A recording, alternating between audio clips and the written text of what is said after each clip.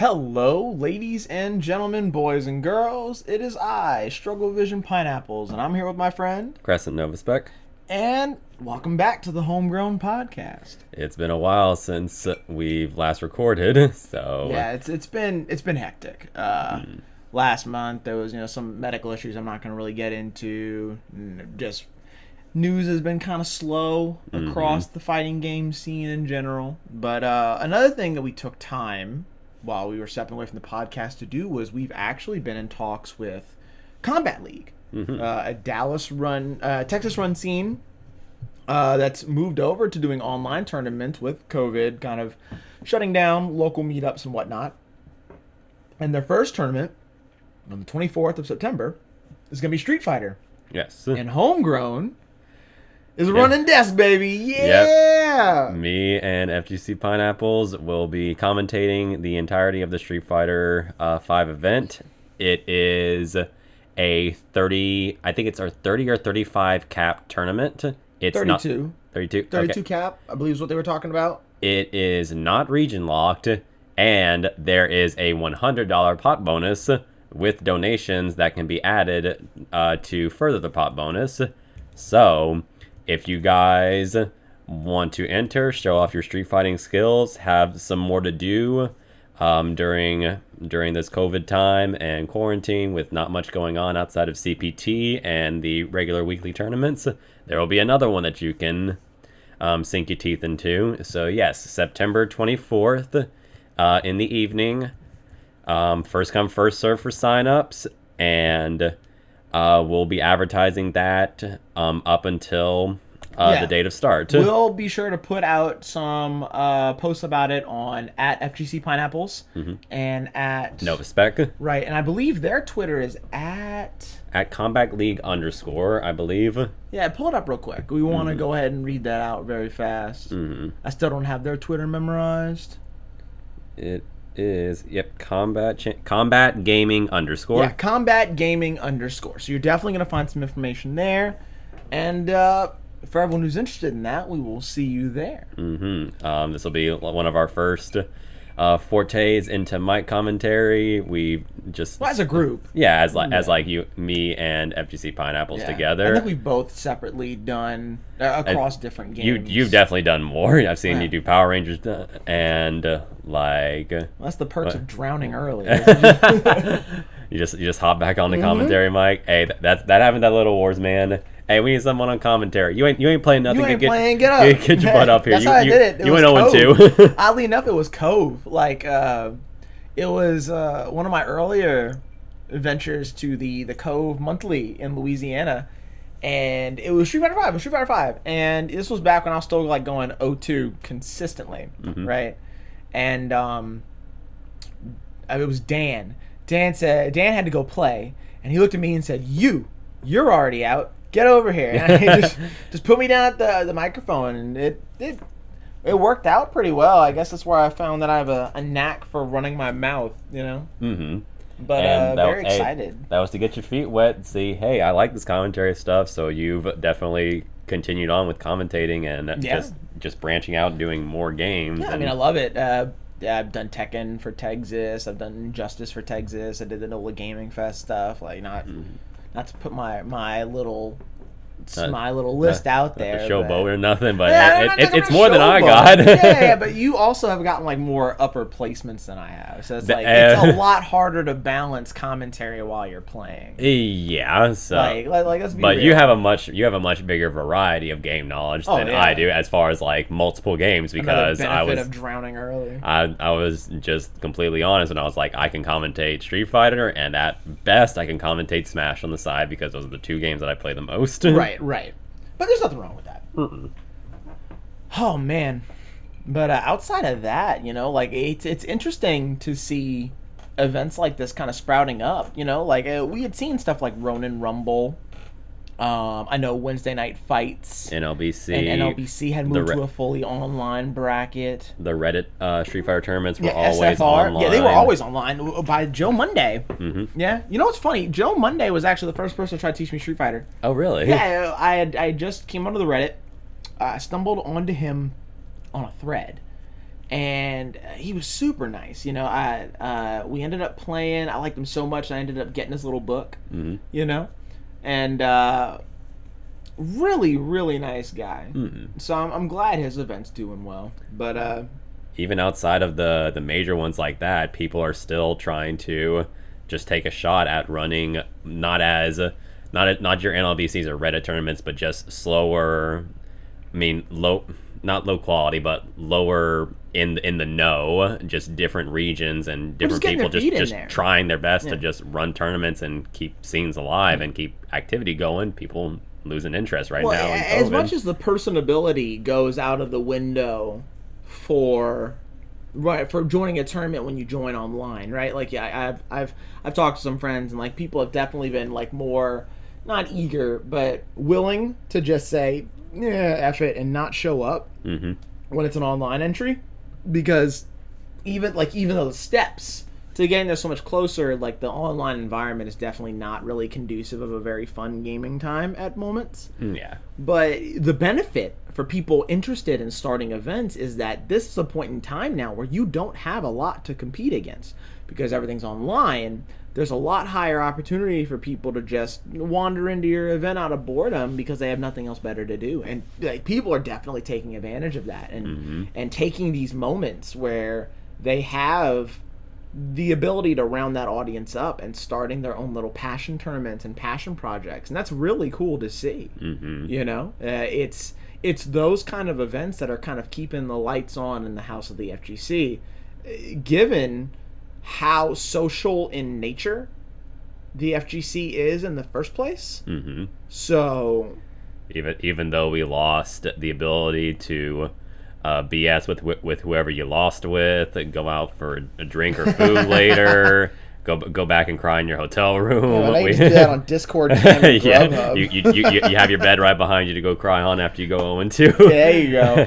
There you go. Or just jump to the next online tournament. Oh yeah, like just constantly back to back, or just go right back to grinding. So as much as we lost the personability of the FGC, we're still keeping it alive as best as we can. Yeah. So, and that's what the FGC is all about, like taking hardships and learning how to adapt and rise up and continue to grow stronger. Yeah, for sure.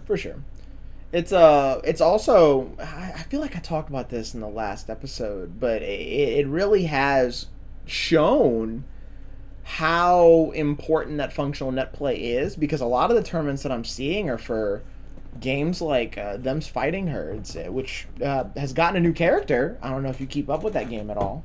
That's the horse fighting game. Yeah, the My Little Pony Fighter. Well, it was My Little Pony Fighter until Hasbro tried to sue him. Oh, okay. But do you not know the lore of that? No, I don't. Oh, okay. Actually, this is actually a funny story. So I'm gonna take like 2-3 minutes to run the lore down.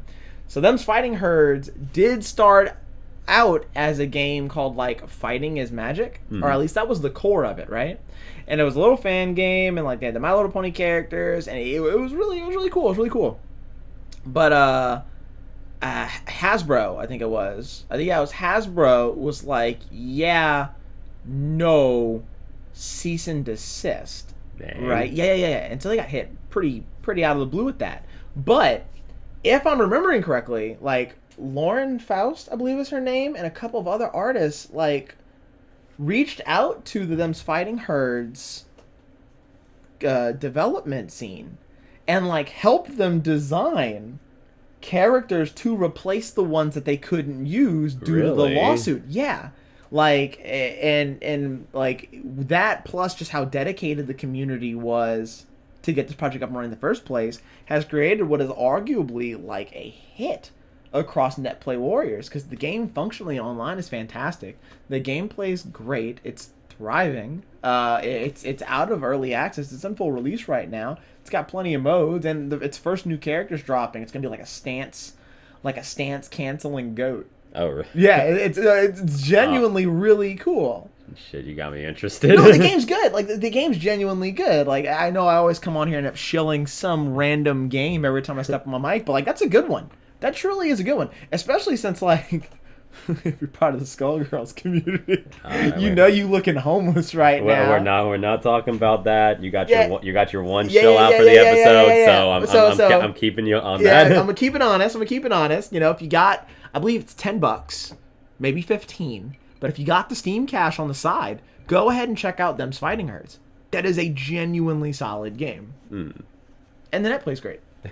Go GGPO. Something that we definitely need in this time because most other mainstream fighting games are, even though we're still having tournaments left and right, most major fighting games net play is suffering. Smash, Tekken, Street Fighter, DBZ. We just essentially just tolerate it, but we tolerated it mainly because, and it strikes me so hard now, just how hard we as a community, and like I've been fighting for better, not even just net play, but just better mechanics, features in fighting games. Like we're the only gaming community that can solve a problem back in like 2008 in Virtua Fighter for the Xbox 360 and then just pretend like we don't have a functioning solution for that now, or make people pay for frame data. You know what I'm saying? Mm-hmm. Shout outs to Harada. Like, we very often would just excuse bad net play because, you know, if you a real player, you're going to come out to your locals and go to tournaments. And that worked when those existed, you know?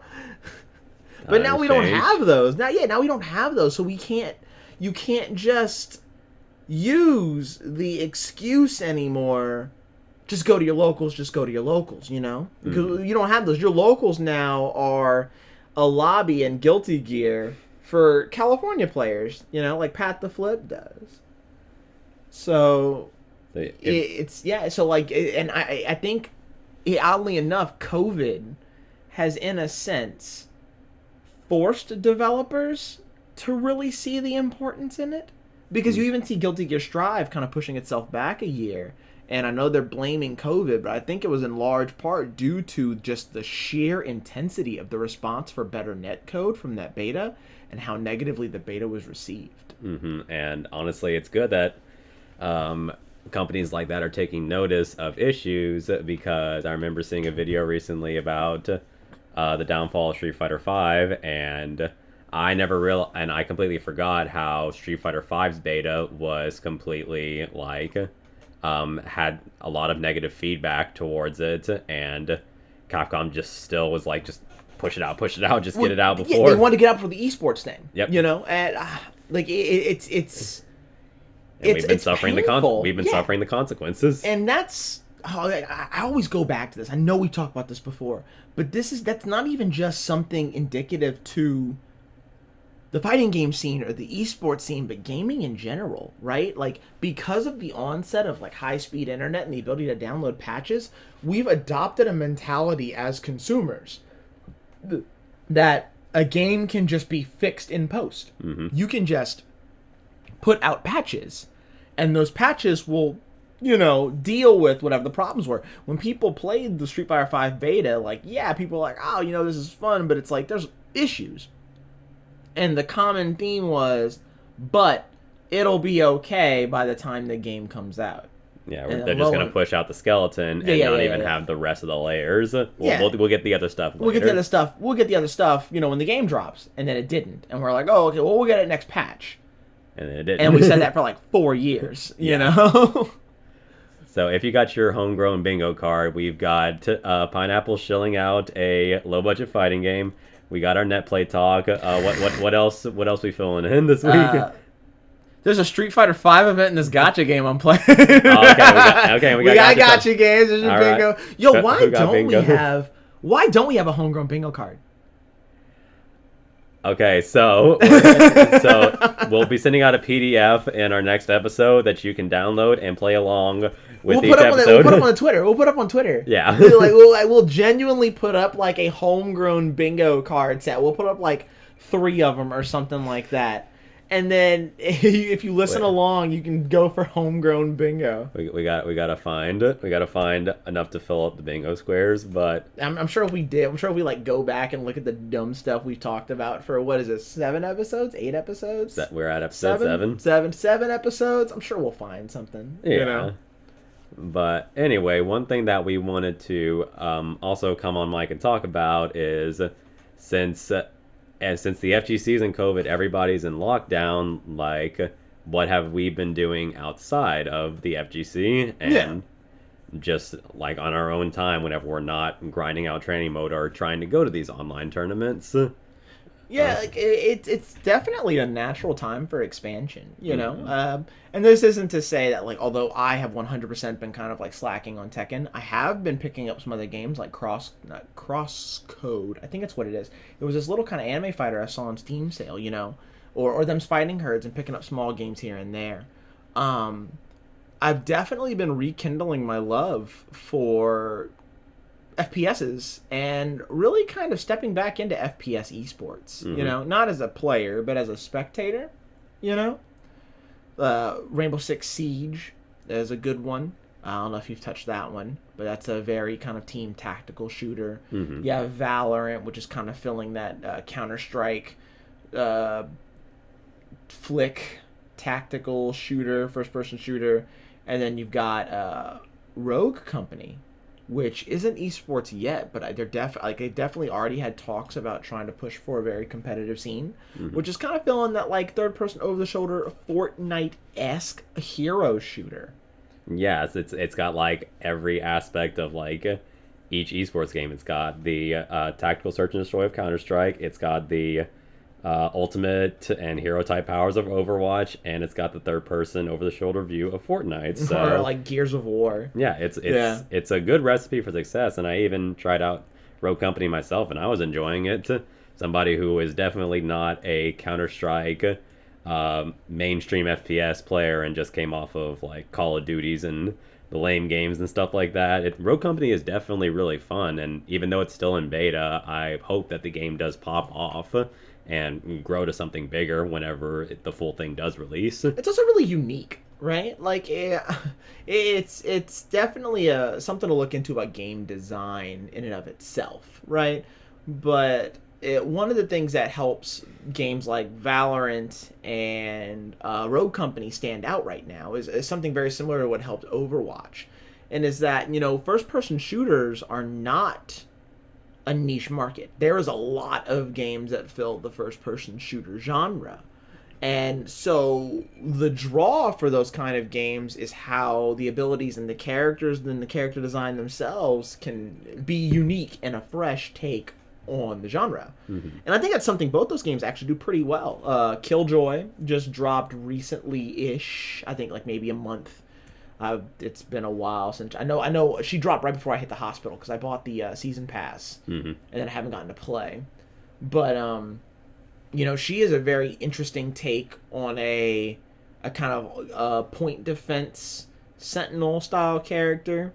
You got how each character is, you know, very very unique, vibrant, and some of them more enjoyable than others, voice acting style, but they're fun, you know. Rogue Company also has a lot of characters like that, you know. For those of you who do play it, characters like Dima, who I enjoy playing, not just because I like their kit, but because I thoroughly enjoy the energy and the life that is brought into that character throughout the game.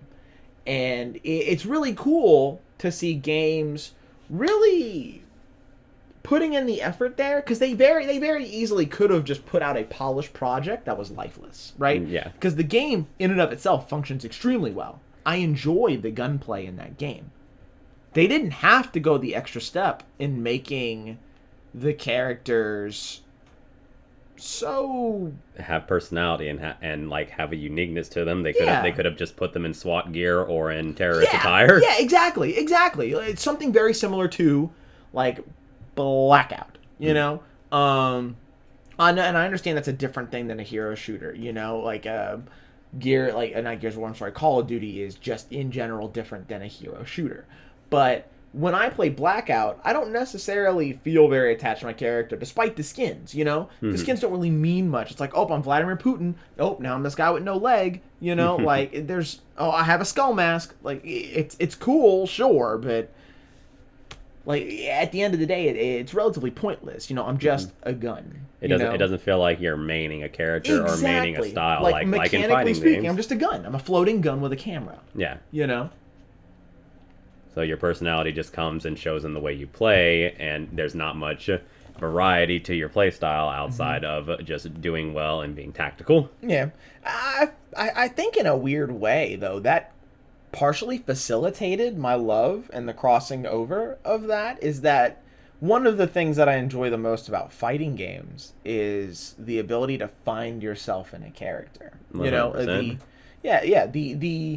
know, you know, you'll either pick someone who fights with the style that you enjoy, or you'll pick someone who resonates with you stylistically. Yes. You know, for you, I don't know if Fang was necessarily like the play style that you enjoyed because not at all. Yeah. But I forced myself to learn him because you enjoyed Fang. Yes, I liked what he brought to the table. I liked his appearance, his Exactly. art style, You know, everything. You were able to, like, I've seen your phone. You've got like a whole folder of them. You were able to resonate. 300 plus photos. You were able to resonate with this attachment to the character design of Fang, this character of Fang. You know, even when you did the interview with the VA, you know, that was another thing that you really kind of hammered across there. It's very easy to find a similar attachment in these hero shooters like, you know, Overwatch back in 2016 or Rogue Company, Valorant now.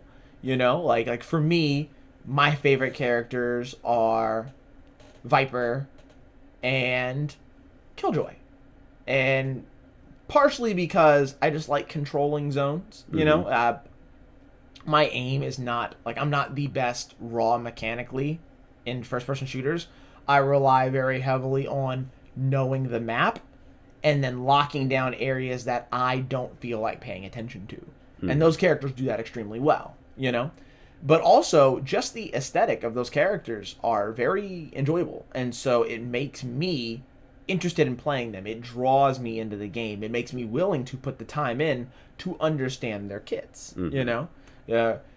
Talon in Rogue Company is probably not the most, like, forward character to play. He doesn't really have an offensive skill.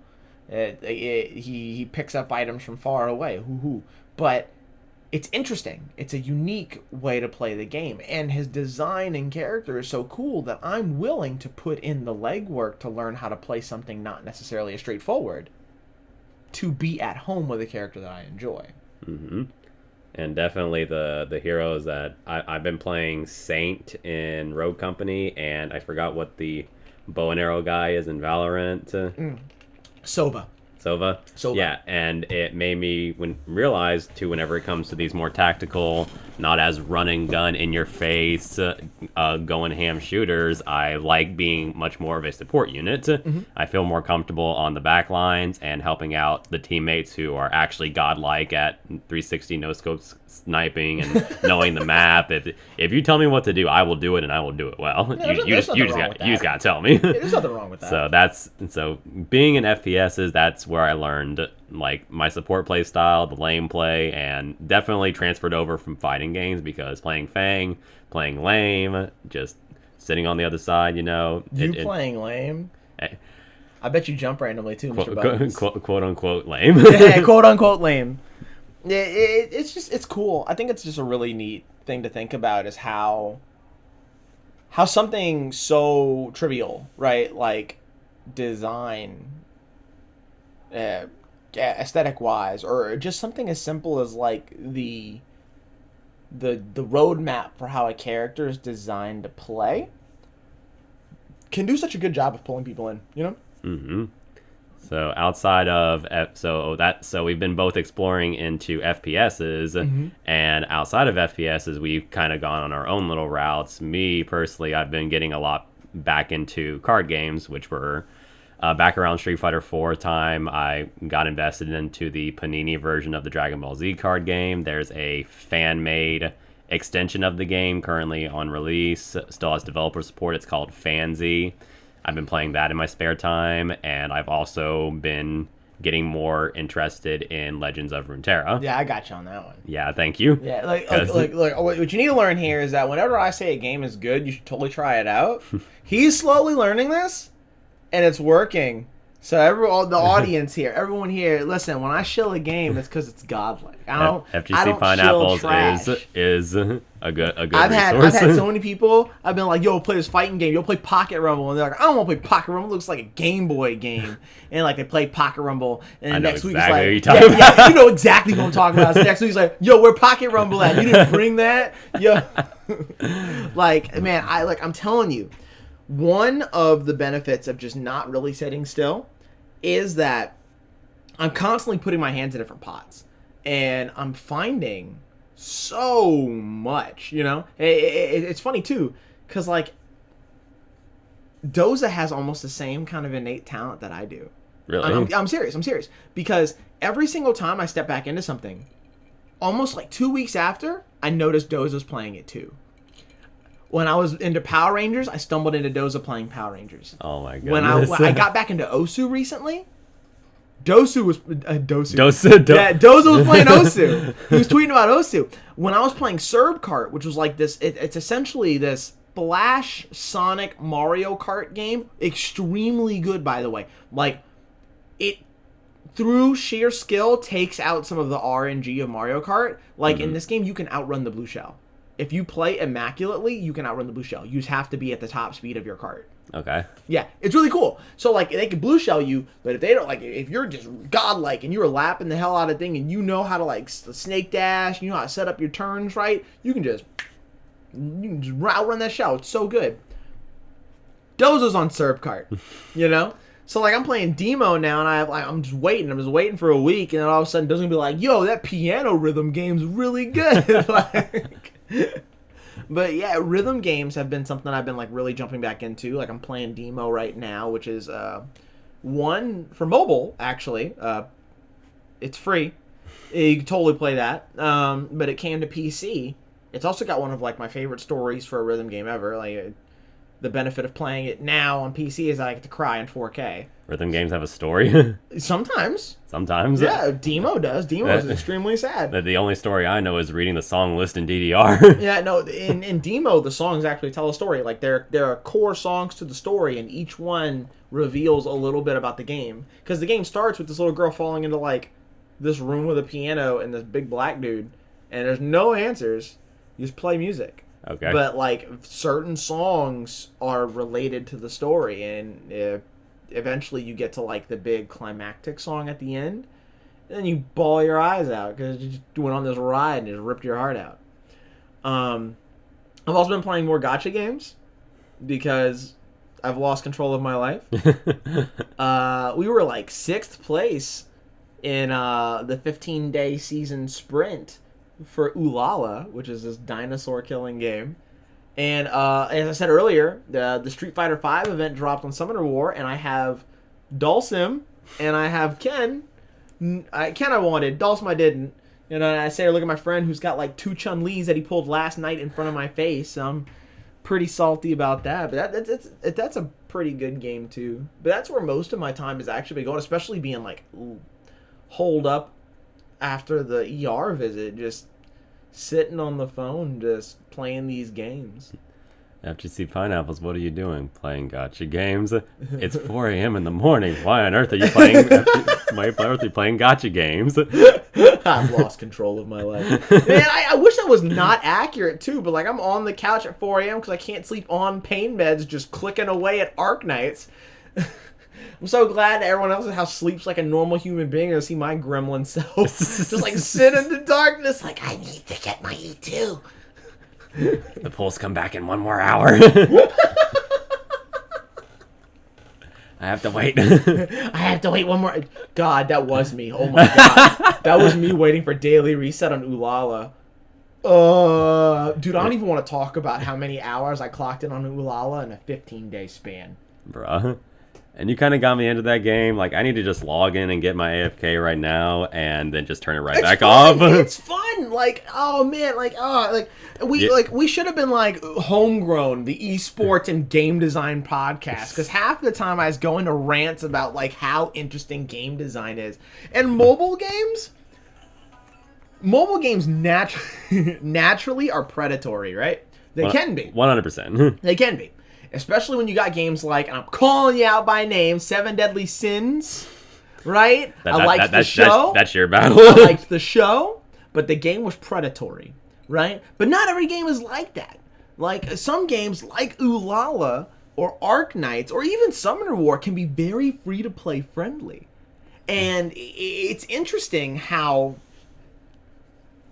because the monetary gain of these games is obviously engagement, but because the servers usually kept up by these high-end purchasers, people with money to blow, and also people with no control over their wallets, you can make these very functional, very deep, a lot of modes games, and make them free to play. Summoner Wars, on release, like 6 years ago, and maybe longer than that, had more modes than Street Fighter V. And now, I'm fully aware that designing a fighting game is very different than designing a turn-based battle RPG kind of game. But the interesting part is that you hear these companies talk about how much you have to cost and why they have to do these microtransactions and games as a service and why they separate the content and DLC packs in the fashion that they do to optimize returns. And yet, the games at which they're taking these games as a service, contemporary design choices from, all operate free. Yes, 100%. You know? And I have to give a shout out to my own gacha addiction that I've suffered from and have bared with, and I hate this game, but I'm still playing it. Pokemon Masters. Man, you play bad gachas. No, man. Okay, I like the aesthetic. I like the idea. I did not realize we're never getting a multiplayer for that game. So literally, you get a set list of Pokemon trainers and their Pokemon sets, and you have to pay for the rest. You can earn gems and test your luck at pulling, but the pull rate is so bad in that game. I'm gonna just be upfront. I spent $40 trying to pull Sabrina. I know you spent more. Don't even laugh at me. Don't even. We ain't talk about me right now. Don't even at me right now. I spent money on that game because I enjoyed the aesthetic. I like the grind and support for that game. And even early on, whenever there weren't that many game modes, what I liked about that gacha game is that it allowed you to grind and continue to play without having any limitations. But now that Pokemon Masters EX is out, Pokemon Master Sex has the hashtag Pokemon Master Sex. Yeah, they added a stamina meter, hashtag Pokemon Master Sex. So now you are limited to how much you can play literally any of the game modes until you have to wait and reset or buy more stamina. So it's like I hate that predatory nature of the gacha games. Like, even ones that don't start out that way, they could have just kept adding more modes and kept letting. It's a single player game. Like, it's only you. The co-op mode is so bad and so slow. It runs like a snail. Like, you're not fighting against anybody else. There's no real leaderboards in the game. So why is there a stamina system? Yeah, no, why is it that. trying to pull money out your wallet, even though literally it wouldn't be alive if the people who were supporting it from day one didn't keep playing it, like me. It's an interesting balance, you know, and corporate greed aside, I feel like stamina systems in general are just kind of whack. There's ways you can do gacha games without stamina system. Ulala is a good one. It's stat progression as opposed to stamina progression. So you can continue to do as much as you want, but like outside and there's some like kind of strategizing you can do to like squeeze every single out of optimal power out. But there's never a point in Ulala where it's like, well, you just can't play. You can't do any type of mode or anything that's not like, just organizing your menus or whatever. You can always do something, you know? Which is good. And it's that kind of stuff that I do think that gacha games do well. It's also why I'm playing the Beyblade. Gotcha. Because Damn. it's good. No shield. You already showed out one. Yeah. I know. I already shot out one. I'll save that one for later. But to kind of loop this all back to where I started, is that I do think we are approaching a point in time where we've seen that the free-to-play market idea for games can work. KI did it. You know? We see that these games like League of Legends and these mobile games are making oodles and oodles and oodles of bucks on a free-to-play entry market. All of the Epic games, yeah. Valorant, Runeterra, Yeah. Rogue Company's going to be free when it comes Yeah. out. And so this isn't me saying that, I don't want to be like, pineapples, you're saying that all games should be predatory microtransactions, money houses, and that's like not what I'm saying. Why are you speaking like Kermit? Yeah, what I'm saying is that... What I'm saying is that I believe we're approaching a point where consumers are actually starting to put the hammer down on game companies. We're starting to see real blowback on games. You know, we're starting to see real change in minor, but we're starting to see some movement in the industry, right? And we're at a point where if we as consumers are going to let companies continue to nickel and dime us with the additions and things that when you bought a $60 game when you and me were kids that were unlockables, we should start pushing for games, if they're truly going to be a service, to just go free. Like, honestly. Mm-hmm. You know? Like, anarchist gamer here, but there are, and I'm sure nostalgia is a crank, you know, but there are a lot of things that I just genuinely remember about gaming growing up, like playing Jak and Daxter or playing Smash, you know, and like being excited about to unlock everything on the cart that wasn't available from the start, like the investment of like my $40, my $50, my $60, you know. And, you know, I see games now are in these tiered releases where it's like for $60 you get the shell, but for $70 you get like a hoodie. You know, I remember buying a Smash Brothers Melee guidebook on how to unlock each character, and it was like you either play 1,000 matches or do this crazy Mewtwo, right? Yeah, Mewtwo, Game & Watch. You had to beat it with every character, so it's just like leave a CPU versus CPU match on for like X number of hours and go to the mall. Just hope your GameCube don't die. Yeah, I remember that, and like there was some real benefit to like everything being a la carte, not a la carte. I'm sorry, a la carte is when you buy it piecemeal. Everything being on the cart. And, like, being able to buy the Brady guide because everything was already there, you know? Like, collecting those guides. You just had to find out, and even the finding out part was so much fun, so much more fun than just, here's $10, give me it. Oh, here's another $10, give me. Give me. Yeah, the monetization of time, or rather, that game developers know that they can, if they're going to put something in there, make it take an obsessive amount of time and then charge you to take away from that time sink that they've purposely put into the game. It just doesn't make sense. Like, if you're gonna time sink me, at least make the game free. Yeah. You know? And like, I think that's why I enjoy stuff like Legends of Runeterra so much. Like, naturally, I'm not really the biggest fan of card games. I think there's a lot of RNG there outside of the strategy. But it was free to play. And I can just earn the things I want. If you play, you get the cards. Yeah, if you play, you get what you're looking for. You know, that's the nature of the game. If you pick one region or one specific kind of thing that you want to go for, you can definitely fill that out within a week. If I put $5 in, right, because I'm enjoying the game, I want to support it, I get exactly what I want for my $5. Yep. You know? Like, I don't have to worry about Anthem, where I'm spending $60, right? Because I'm paying on a prayer, and like, yeah, this is my fault, but paying on a prayer for them to like put in content worth my money, and then just getting kind of shafted when it gets abandoned, you know? Or putting in money for gacha pools and just hoping that you get the 777 and don't want to put more money to pull again, so you get the one unit that you want. Like, yeah, Ian says as he pulls out $100 to drop in the Street Fighter V Summoner War. Axel says as he put $40 to buy waifu Sabrina. Oh man, I do enjoy game design talk.